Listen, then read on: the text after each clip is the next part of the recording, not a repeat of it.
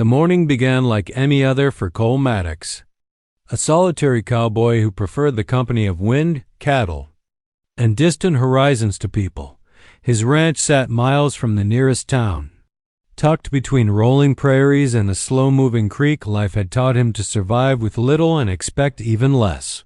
So when he noticed a broken wagon in the distance, tilted, abandoned, and oddly still, it caught his attention in a way few things did. Cole approached cautiously, his horse stepping through dry grass. At first he saw no movement, and he wondered if whoever had been traveling with the wagon had walked off looking for help. But then a soft cough, thin and trembling, carried across the prairie. Cole dismounted and moved closer, hand near his holster, not out of aggression, but caution. Trouble came in many shapes out here. Beside the wrecked wagon sat a boy of about 10. Clutching a threadbare blanket around his shoulders, his face was pale from hunger and exhaustion, but his eyes, alert, intelligent, followed Cole with a mix of hope and fear.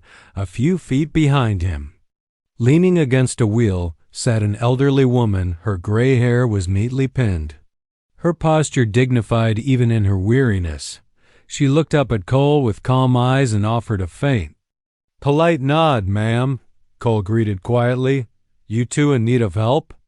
The boy didn't speak, but the woman managed a tired smile. "Our horses bolted last night.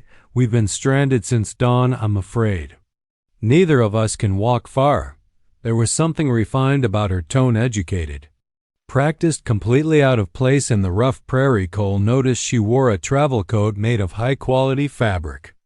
Though dirt and dust had muted its color, even the boy, beneath his worn clothing, carried himself with a strange steadiness, not the usual kind of travelers one met so far from the main road. But Cole wasn't one to interrogate misfortune. Didn't need questioning. It needed kindness. "You're welcome to come stay at my place," he said simply. "A warm meal, a safe place to rest." The boy's eyes widened, and for the first time since Cole arrived, relief flickered across his face. The woman exhaled shakily, as if she had been holding her breath for hours. "That is incredibly kind of you," she murmured. "Just for a night. If you don't mind." Cole helped them onto his horse, walking beside it as they rode the short distance back to his ranch. The sun was dipping low, painting the plains in gold, and for a moment the scene felt almost peaceful. Three strangers, traveling together as if it were natural inside the ranch house. Cole set out water and bread while heating a kettle over the fire. The boy ate quietly, though politely, and the woman who introduced herself as Evelyn thanked Cole repeatedly, her words gentle and precise. She explained only that they'd been traveling to visit a distant friend and had been ambushed on the trail, losing their horses in the process. Something about that story didn't sit right. Cole wasn't sure why. Maybe it was the boy's calmness, or Evelyn's refined composure in such dire conditions. Maybe it was the gold-trimmed pocket watch she tried to hide in her coat, far too fine for ordinary travelers. Cole wasn't the sort to pry. People had secrets, and secrets had reasons. All he knew was this: two vulnerable souls were under his roof tonight, and despite his loner nature, he felt a quiet pull, a sense that their arrival was no accident, and that his life was about to change in ways he could not yet imagine. The ranch had not felt this alive in years. Cole Maddox was a man accustomed to silence, the kind that clung to the faith walls and wrapped itself around his meals, his evenings, his thoughts. So when he awoke the next morning to the faint sound of voices, soft, careful, almost musical, it took him a moment to remember he had guests, Evelyn and Daniel. He stepped into the main room to find the elderly woman, already awake, sitting near the fire with a cup of warm tea he'd set out the night before, even in simple clothes, even with dust still lingering at the edge of her sleeves. She radiated a quiet dignity. She stood slowly when Cole entered. "Good morning, Mr. Maddox," she said, inclining her head. "Thank you. Again, I don't believe we could have survived another night out there." Cole shook his head. "It's just breakfast and a roof." "Ma'am, anyone would have done the same." But Evelyn smiled as though she didn't believe that at all. The boy, Daniel, sat at the small wooden table, studying the grain of the wood with an intensity unusual for a child his age. He whispered a shy "good morning" before lowering his gaze again. For all his quietness, there was something measured about him, an awareness in the way he observed everything. Cole had seen plenty of boys, but none quite like this one. Breakfast was simple eggs, biscuits, and a bit of cured ham, but Evelyn treated it as though she'd been served a feast. Daniel ate with polite restraint. Though hunger glimmered beneath the surface, Cole could tell he was holding back. Too proud or too well-trained to look desperate. "You two were traveling far?" Cole asked gently, not wanting to push too hard. Evelyn exchanged a glance with Daniel before replying. "Yes, farther than we anticipated." Her answer was polite, but vague, too vague. Cole noticed again the expensive pocket watch she kept tucked carefully beneath her sleeve, its chain glinting faintly whenever she moved. He noticed Daniel's speech clear, articulate, educated. These were not everyday settlers. Travelers did not wear gold-trimmed watches or speak with such refinement. And they certainly didn't end up abandoned on the edge of nowhere without a strong reason. But Cole kept his questions to himself. He wasn't a man who pried. Life had taught him to respect silence just as much as honesty. Still, he felt a pull, something about them, fragile yet composed, grateful yet guarded, stirred a long unused instinct within him, protection, responsibility. Ranch had been empty of family for so long that he barely recognized what that feeling meant. After breakfast, Cole stepped outside to milk the cow and check the fences. To his surprise, Daniel followed. "Can I help?" the boy asked, standing stiffly as if afraid he would be turned away. Cole raised a brow. "You ever milked a cow before?" Daniel shook his head. "No, sir, but I can learn." There it was again, that poised, disciplined tone, not the voice of a farm child, but of someone raised under strict guidance. Cole handed him a small stool. Daniel tried, failed, tried again, and by the third attempt, managed a thin but steady stream into the bucket. His grin, small but real, made something warm flicker in Cole's chest inside. Evelyn watched them through the window, her expression softening. A grandmother who had carried fear for too long was finally seeing a moment of comfort for the boy she loved. As the day unfolded, subtle truths revealed themselves, not through words but through details. The way Daniel read fluently from one of Cole's old books, the way Evelyn's posture straightened when discussing anything related to business or property, the way both of them flinched at the sound of distant hooves, refinement wrapped in fear, grace wrapped in grief, and beneath all of it, a secret. Cole felt it in his bones. These two were not just lost travelers. They were running from something bigger than he could yet imagine, and without knowing why, Cole found himself silently making a decision. As long as they were under his roof, he would keep them safe. The second day should have been peaceful. The skies were clear, the air warm. And for a brief moment, Cole allowed himself to believe that Evelyn and Daniel's troubles ended when he brought them to his ranch. But even good days can carry the smell of oncoming storms. And by noon, Cole sensed something shifting in the wind. Daniel spent the morning tending to the chickens, trying hard to mimic Cole's every move. Evelyn sorted herbs on the porch, her hands steady yet tense, as though her mind wandered to places she wanted to forget. Cole watched her for a moment, noting the faraway look in her eyes, the look of someone who had lost more than she was willing to speak about.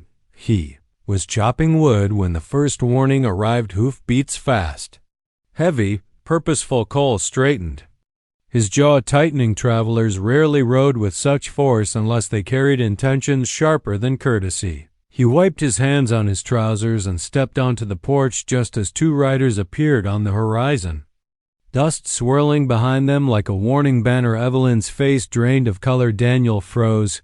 "You know them?" Cole asked quietly. Evelyn didn't answer. She didn't have to fear answered for her. The riders pulled up in front of the house. Both men were armed, Both wore expressions of practiced intimidation. One had a scar running across his cheek, the other was younger. But with eyes cold and calculating morning, Cole called. Keeping his voice even, the scarred man tipped his hat in a mock gesture. "We're looking for a pair that ran off older woman, young boy. They owe some debts. Seen anybody pass through?" Daniel pressed closer to Evelyn's side. Cole noticed, so did the riders, but neither of them looked back toward the porch. Evelyn kept her face composed, but her hand trembled slightly. "What kind of debts?" Cole asked casually. "That's none of your concern." The younger rider snapped. "Just tell us if you've seen them." Cole let a long silence stretch. He measured the men, their twitchy hands, their arrogance, their restless horses. These weren't debt collectors. These were hunters, and the people they hunted were standing just inches behind him. "No," Cole said finally. "Ain't seen anyone but cattle the last 2 days." Scarface narrowed his eyes, studying Cole's expression. Then he looked toward the barn, the porch, the land beyond. "We need to look around," he said. "Just to be sure." Cole stepped forward, blocking their path. "My land, my rules, you can turn around now." The younger man's hand slid toward his gun, but Scarface raised a hand, stopping him. "Easy," he murmured, though his gaze remained sharp. "Didn't mean to cause trouble. We'll be keeping an eye out." Though the threat was clear as they rode off, Evelyn collapsed onto a chair, her face pale and drawn. Cole waited until the riders disappeared behind the ridge before turning to her. "Ma'am," he said gently, "it's time you told me the truth. Those men weren't after money." Evelyn closed her eyes, breathing shakily when she opened them.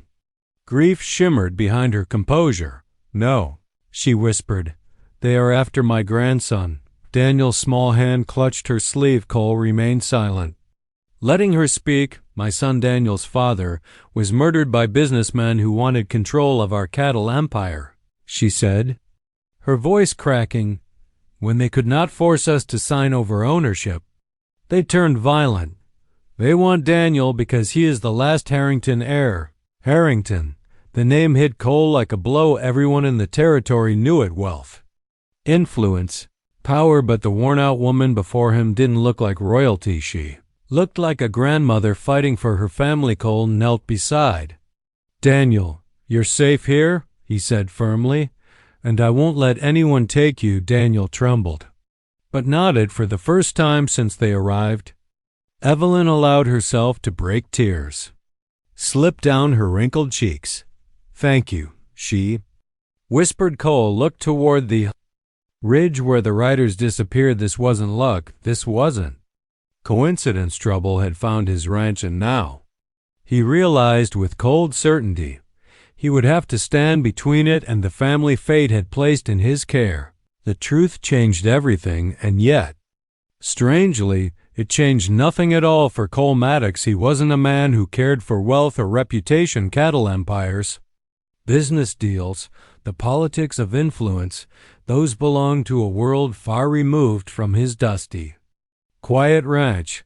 But the moment Evelyn Harrington revealed her identity and the danger chasing her grandson, Cole felt the old familiar weight settle over his shoulders. Responsibility, duty, protection, things he had once lived by and had nearly forgotten. The ranch became a place of whispered strategy and cautious movements. Evelyn suggested leaving at dawn, but her exhaustion was obvious. Her hand shook when she poured tea, and her breath hitched whenever she climbed the steps. Daniel, despite his brave front, hadn't slept well in days. Running now would only break them further. "You stay," Cole insisted, "at least until you get your strength back." Evelyn opened her mouth to argue, then stopped. She saw it in his eyes, the certainty, the quiet strength, the promise. He didn't speak aloud because he didn't need to. She nodded as days passed. A new routine emerged, one forged not from calm domestic life, but from silent preparation. Cole began teaching Daniel skills he'd need to survive, not just how to ride or mend a fence, but how to read danger in the wind, how to recognize tracks, how to handle fear. Daniel soaked it all in, eager, desperate. Willing to learn anything that made his grandmother safer, Cole saw a familiar fire in the boy one he had once carried himself. Before loss dulled its edges, "You're quicker than I thought," Cole remarked one afternoon as Daniel managed to saddle a horse properly on his own Daniel's cheeks flushed with pride. "I just don't want to be weak." Cole rested a hand on his shoulder. "Being strong ain't about fists or guns. It's about protecting the people who matter." Daniel nodded. He understood far more than any child should. Meanwhile, inside the house, Evelyn slowly allowed herself to exhale. The ranch offered something she had not felt in weeks. Security. Cole's unspoken watchfulness, his constant awareness of the land, and his effortless command over the environment made her feel protected in a way guards and gates never had. One evening, she prepared tea while Cole sat at the table repairing a broken spur. The lantern flickered, casting warm light across the room. "You remind me of my son," Evelyn said quietly. Cole's hand stilled. He didn't look up. "He was a good man." "I reckon the best," she whispered. A tremor entered her voice. "They killed him because he refused to bow to greed. And now they come for Daniel." Cole finally met her gaze. Her grief hung between them, raw, unmasked, powerful. He understood it too well. The loss of family was a wound that never healed, only softened over time. "I won't let them near him," Cole said simply. Evelyn studied him, this solitary cowboy with a guarded heart and steady hands, and something softened inside her. Not admiration, not gratitude, something deeper, trust, real, aching trust. Day by day, Cole's quiet ranch transformed into a small bastion of hope. He reinforced the barn doors, repaired the fences, checked the creek trails, and made sure every entrance was secure, not out of fear, but readiness, the kind that settles into a man who has lived through storm after storm. Daniel followed him like a shadow.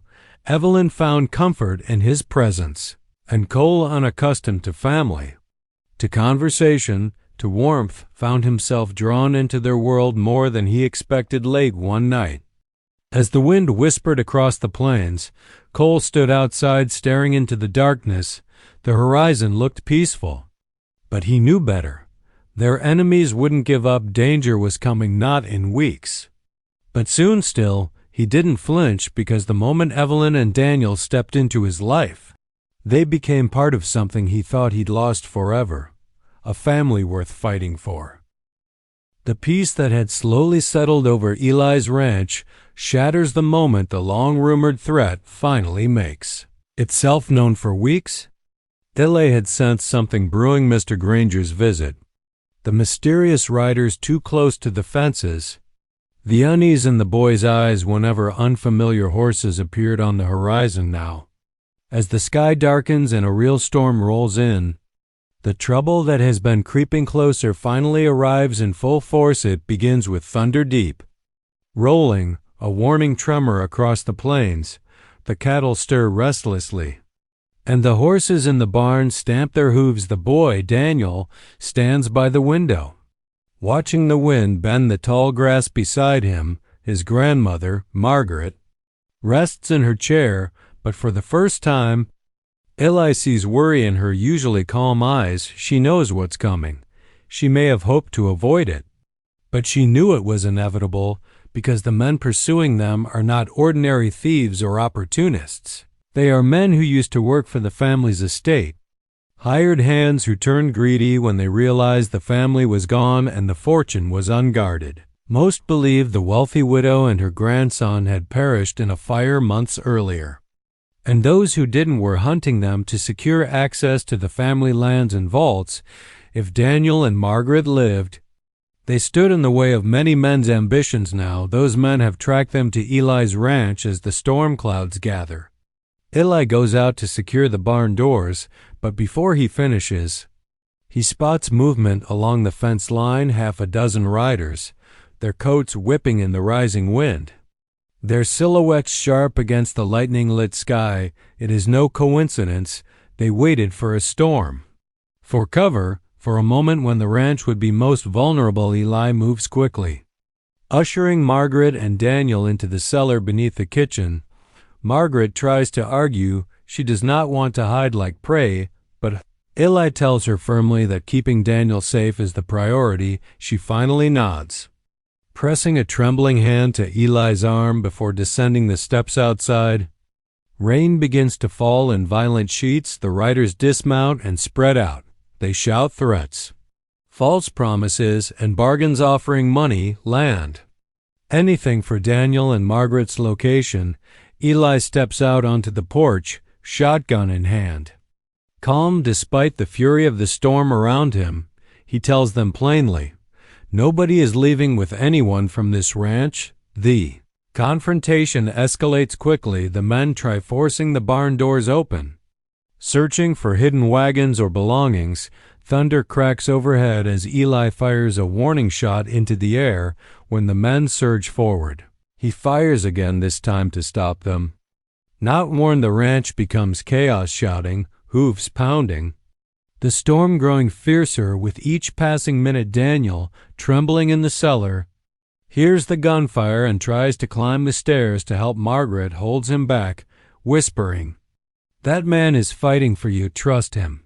That's the bravest thing we can do right now. Outside, the wind tears across the yard as Eli defends the ranch alone. He is outnumbered. But he knows the land better than any of them. He uses the storm to his advantage, slipping between buildings, drawing their fire away from the house. The riders begin to realize they've underestimated him. Then, in one decisive moment, after a failed attempt to rush the porch, the men retreat. Regrouping near the fence line with lightning illuminating their faces, Eli sees fear in their eyes. They realize the ranch is no easy target. The storm breaks, both in the sky and in the conflict, but Eli knows this is only the beginning. The men will return, and next time. They will not come in the rain. They will come prepared. Yet, as he returns to the cellar and finds Daniel and Margaret safe, something settles in Eli's heart for the first time. He understands exactly what he is fighting for. The danger had passed, leaving behind the quiet hum of a prairie evening. The storm that had raged through the ranch and threatened everything Cole Maddox held dear was over. And with it came the relief of survival and the promise of a fresh beginning inside the cabin. The warmth of the fire spread through the room. Chasing away the chill of the recent turmoil, Cole sat on a worn wooden chair, Daniel asleep in his grandmother Evelyn's lap, the boy's chest rising and falling in peaceful rhythm for the first time in weeks. The ranch, once quiet and solitary, now felt alive in a way it never had before. Cole had spent years alone, his days measured by the rising sun, the care of cattle, and the rhythm of labor, but the presence of Evelyn and Daniel had changed all that. The cabin was no longer just a shelter, it had become a home, filled with small, meaningful interactions. Daniel asking for guidance on chores, Evelyn preparing meals with quiet diligence, and Cole finding himself genuinely looking forward to shared moments. The chaos of the storm had not only tested their strength, it had solidified a bond that was stronger than any threat outside their walls. Evelyn, once wary and reserved, had begun to relax under the steady protection Cole provided. She now moved about the cabin with a quiet confidence, her eyes no longer clouded with fear. The boy, too, had grown not only in skill, learning to ride and care for the animals, but in trust, feeling the assurance that came from knowing someone would always stand beside him through these shared trials. Cole had come to see them not just as guests or charges, but as a family. Unexpected, yes, but real in every meaningful sense. The next morning, the trio rode out to survey the land. The prairie stretched endlessly before them, golden in the dawnlight, dotted with the silhouettes of cattle and the occasional grazing horse. It was a landscape both harsh and forgiving. Much like the life they had navigated together, Daniel rode with a sense of pride and capability, Evelyn at his side, and Cole guiding them gently from the back. They were not just survivors of a storm. They were participants in a life forged through courage, trust, and unity. In the weeks that followed, Evelyn officially reclaimed her family's estate. Wealth and power had returned to her hands. Yet she made it clear that Cole was not to be treated as a mere employee or distant acquaintance. Instead, he was invited into the fold not for his connection to money, but for the loyalty, protection, and care he had shown when it mattered most. It was a gesture that surprised Cole. Yet it felt right. His life had been one of solitude, but in this unexpected family, he found purpose beyond the boundaries of his ranch. Daniel, once frightened and unsure, now thrived under the guidance of both Cole and Evelyn. He learned lessons of courage and compassion, as well as practical skills for managing both land and people in the safety of their care.